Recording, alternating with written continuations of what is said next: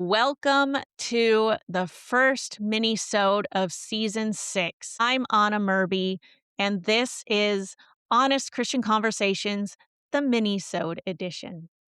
If this is your first time hearing a Minisode, you are in for a treat.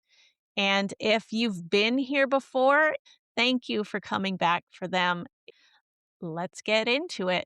When you hear the word obedient, do you cringe? I know I used to, but as I've been going through this journey with God, I'm realizing it's not actually a dirty word.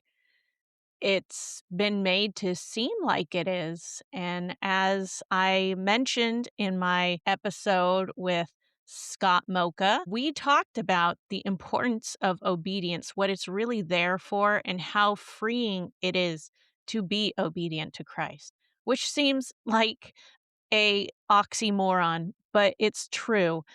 I highly encourage you to check out the episode I did with Scott Mocha called How to Respond When God Calls You to Love the People Others Avoid. It was a very impactful episode.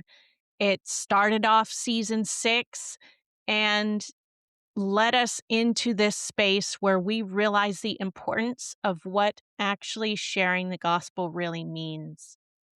It's not pen and paper, Bible, highlighter, you and somebody else sitting down and you share the gospel with them. Maybe you get that opportunity, but that's not what sharing the gospel means. It means being the hands and feet of Jesus, doing the things that he did.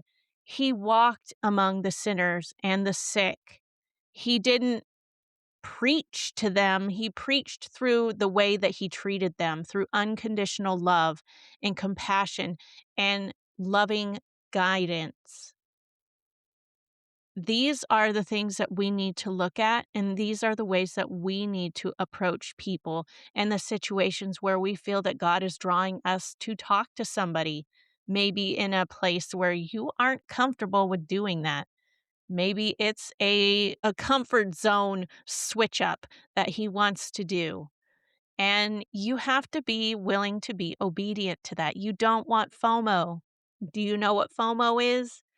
Fear of missing out. You do not want to have a fear of missing out on what God can do through you in someone else's life. Again, the episode with Scott was so powerful, so freeing, so encouraging, and he gave us simple ways to share the gospel.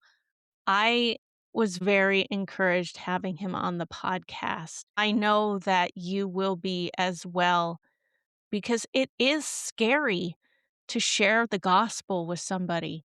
You're afraid of being rejected. You're afraid of someone laughing in your face or telling you to go away or some other colorful phrase that they might use for that. But as Scott gently reminded us, it's not rejection of us, it's rejection of God. Is that is powerfully freeing for us. It's not about us. It's not about what we want. It's about doing the will of God. If he is calling you to do something, you need to do it. Otherwise, you are willfully sinning. And in James, it tells us that if you know what you ought to do and you don't do it, you are sinning. This is not okay. You cannot live this kind of life. You need to be in the will of God. You don't want FOMO. So let's get out there and let's stay focused on the mission, which is sharing the gospel through our actions, maybe through actually sharing the gospel. Maybe it's through your testimony. Whatever way God wants to work on you, you need to allow him to do that. Don't get in the way. And certainly don't get in the way when you see him wanting to work through one of your children. I share a great example of this in the episode. Make sure you listen to it. Again, the title of this episode that I did with Scott is How to Respond When God Calls You to Love the People Others Avoid. There was a great example in there of how my son was to be used by God and my response to that situation. You don't want to miss what happened with that, so make sure you check out the episode. We need to step out of the way when God is calling our children to do something for Him. We need to let them do that. That is how their relationship with God is going to increase, right? That's how it did for us. We didn't have people pulling us along and telling us to do it and expect that that was going to make for a great relationship. If you had people doing that to you, if you grew up in a legalistic background like I did, and people were telling you what to do, did you feel close to God during that time? I know I didn't. I constantly was wondering if I was going to heaven, if I was good enough. We need to allow our children to have encounters with Jesus on God's terms with them, not what we think. It doesn't matter how a person handles the money that your kids may want to give them. We need to allow them that opportunity and see what God does with that.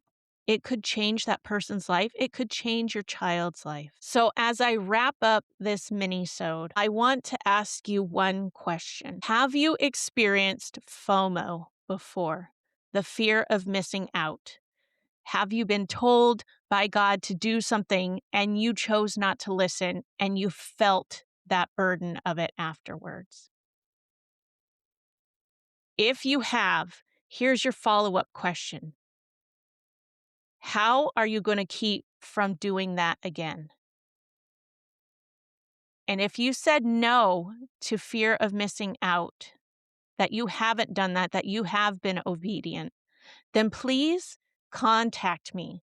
Go to honestchristianconversations.com/contact and share with me how impactful that has been for you to be obedient every time. I would really love to know because honestly, I have had so many opportunities of FOMO. It's not even funny.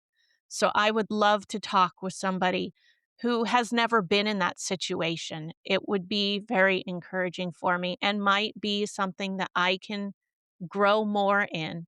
So please do contact me, honestchristianconversations.com/contact.